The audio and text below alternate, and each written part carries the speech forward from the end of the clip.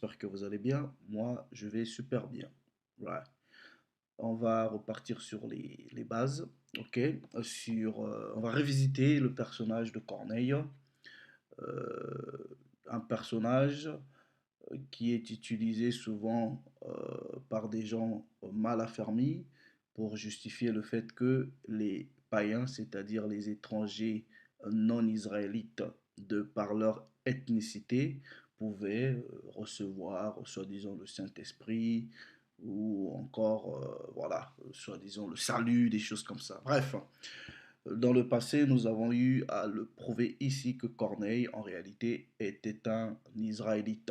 Et c'est ce que nous allons ici encore rafraîchir la mémoire et encore peut-être ramener deux, trois éléments nouveaux que nous n'avons pas forcément eu à développer euh, durant ces édifications. Chercher un peu l'histoire sur ces cités. Mais bref, donc, ils vont prendre ce passage et l'histoire dit que euh, c'était un homme pieux et qui craignait Dieu. Voilà, avec toute sa maison. Et il faisait beaucoup d'aumônes au peuple et priait Dieu continuellement. Non, un homme. D'où est-ce que, au travers du récit biblique, vous voyez, par exemple, les non-israélites être des gens qui sont pieux, qui craignent le Tout-Puissant, avec, donc c'est toute une maison, ils sont pieux, ils craignent le Tout-Puissant, et ils font des aumônes, et ils prient continuellement. C'est quand même bizarre, dans une cité dite païenne ou étrangère, mais il n'y a qu'une personne dans sa maison, ils prient, ils font des aumônes, qui est une pratique israélite, et qui craignent Dieu. C'est quand même bizarre. Ouais, c'est ce livre aussi. Voilà. Pictorial History of the Jewish People. Ok?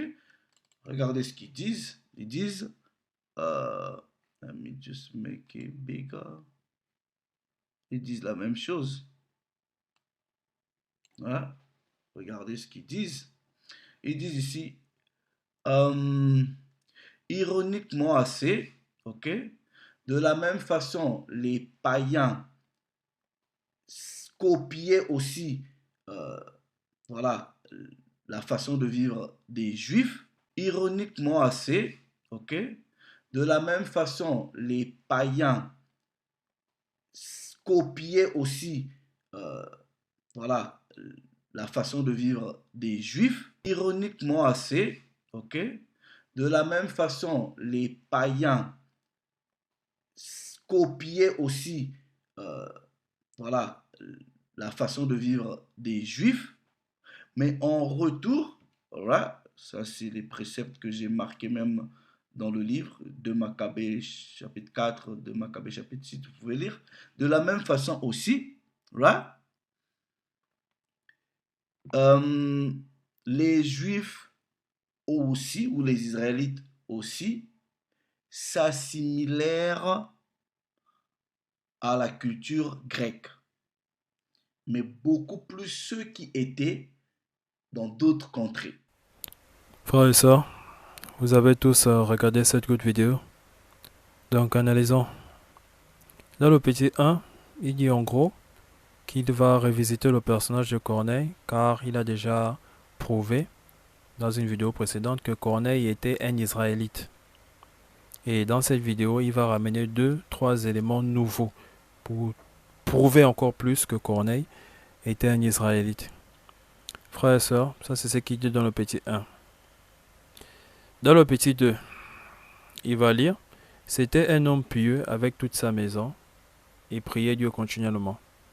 Après, il va vous dire d'où est-ce que, au travers du récit biblique, vous voyez, par exemple, les non-israélites être pieux, craignent Dieu, faire des aumônes, prier continuellement. c'est quand même bizarre. Nous, on sait pourquoi il dit c'est quand même bizarre, hein, parce que quand il fait cette vidéo, c'est pour vous prouver encore plus que Corneille était un Israélite.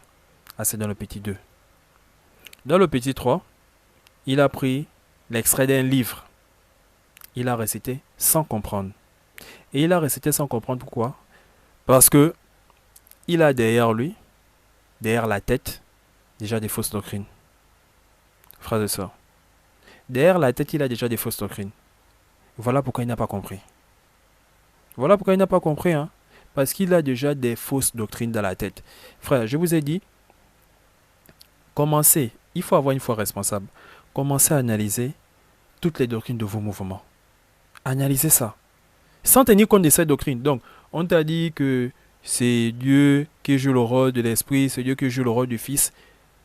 Mets d'abord la doctrine de côté, commence à lire la Bible de la Genèse à l'Apocalypse, commence à analyser cette doctrine avec tous les passages qu'on te donne. Commence à faire ça. Tu fais ça, tu vas comprendre, si réellement Dieu joue le rôle, si réellement Dieu est Dieu, l'Esprit est l'Esprit, le Christ est le Christ. Tu vas comprendre ça avec la parole. Mais si tu cherches à comprendre ça avec ça dans la tête, que voilà, non, Dieu, c'est Dieu qui joue le rôle de l'Esprit, c'est Dieu qui joue le rôle du Fils, tu ne vas rien comprendre. Tu ne vas rien comprendre parce que tu crois déjà à ça. Donc quand tu parles là, c'est juste pour chercher à soutenir ça. C'est ça là qui arrive à notre frère. Il est dans un mouvement. Pour lui, Corneille, c'est un Israélite. Donc quand il va dans l'histoire, c'est juste pour chercher ça. Il ne va pas comprendre la vérité. Il va passer à côté de la vérité parce que quoi? La fausse doctrine dans la tête. Donc, dans le petit 3, il lit l'extrait d'un livre. Donc, on va relire ça. Ironiquement assez. De la même façon, les païens copiaient aussi la façon de vivre des juifs. Il n'a pas compris ça. Lui, il a seulement compris, les juifs copiaient la façon de vivre des grecs. Il n'a pas compris ça. Hein? Quand tu comprends ça, que, ironiquement assez, de la même façon, les païens copiaient aussi la façon de vivre des juifs, tu comprends que Corneille n'était pas un Israélite. Corneille n'était pas un Israélite. Parce que beaucoup de païens ont copié la façon de vivre des juifs.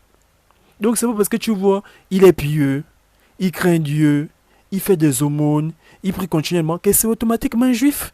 Parce que ton texte vient de dire clairement que, ironiquement assez, de la même façon, les païens copiaient aussi la façon de vivre des juifs.